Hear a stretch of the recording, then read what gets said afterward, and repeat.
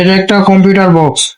এই কম্পিউটার বক্সের এই মুড বাটনটা যে আছে, মুড মুড বাটনটা ভিতরে ঢুকে গেছে, যার কারণে কাজ করে না। পাওয়ার দিলে, মুডে ক্লিক না করলে এটা সম্ভবত অন হবে না।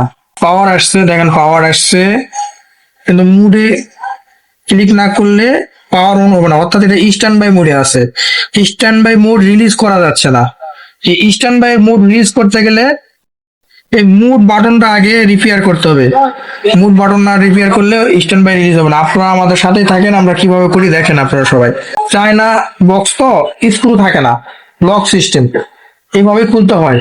হয়তো আপনারা অনেকেই বলবেন কি ভাই গুতায় মুতায় খুলতেছেন কেন, এটার সিস্টেমই এভাবে খোলা, এইভাবে ছাড়া খোলার কোনো সিস্টেম নাই। তো আমার জানা মতো সিস্টেম নাই, অন্য কারো সিস্টেম যদি জানা থাকে আমাকে কমেন্টের মাধ্যমে জানাবেন, ভাই এটা এইভাবে ছাড়া এইভাবে খোলা যায়, তাহলে আমরা হয়তো নতুন একটা পদ্ধতি শিখবো। তো খুব সুন্দর খুলে গেল, আপনারা দেখলেন। তো এই সার্কিটটা আমরা এখন ওপেন করবো। এরপরে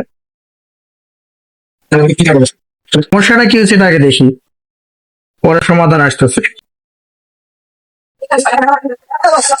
আমরা কাজ আল্লাহর মতো অনেকই করি, ভিডিও করতে পারি না, সমস্যা আমাদের ক্যামেরাম্যান নাই। তো আচ্ছা, আমরা আগে পাওয়ার দিব, আগে রিলিজ হয় কিনা, এই সাইড ঠিক আছে কিনা আগে দেখি।